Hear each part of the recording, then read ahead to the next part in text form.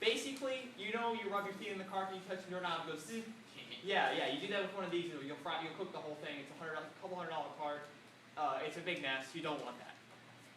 So if you are ever handling something in a bag like this, if you have to touch the part, you have to touch something grounded. I think these pipes on these tables are grounded. You have to touch something that's grounded to dispel a static charge, and then you can begin handling the part.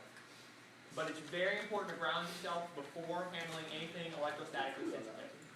Thank you. Robotics team. He says picking one would probably be our best idea.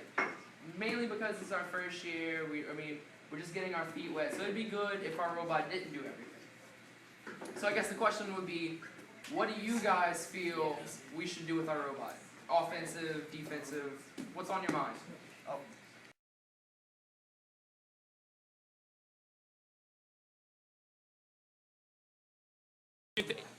The goals are 6 inches from the backboard, which as far as I know is flush with the wall.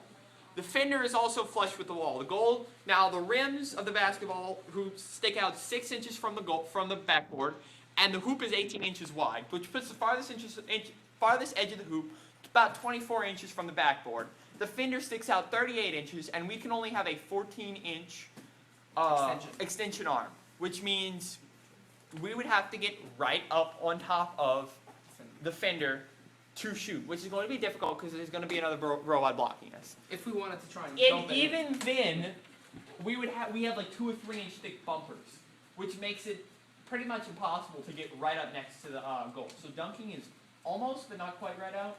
If you have an idea of where we can do it without getting quite so close, but we're allowed 14 inches of arm space beyond the chassis, beyond the robot chassis. They made it a point to where you almost have to have your robot shoot. You have to have your robot either shoot or block. Which, I mean, it's basketball, so you think you would want your robot to shoot. Yeah, because if it was dunking, a lot of teams would probably just reuse their arms that they used last year. Yeah. Bend it down. You got a point, John. There's going to probably be a lot of teams shooting. But there's also because they already have the. No, it's the also in the charge. rules. We don't have to worry about this. But those other teams cannot use their parts from last year. That's a big one in the rules. Anything that's not in our kit of parts, they can't use in their kit of parts. It's starting from scratch every year. Yeah, everybody has to start from scratch every year. So don't feel like we're gonna have this uncompetitive, this huge disadvantage. The only thing we're disadvantaged in right now is experience, and we can make that up very rapidly because we are all star teachers.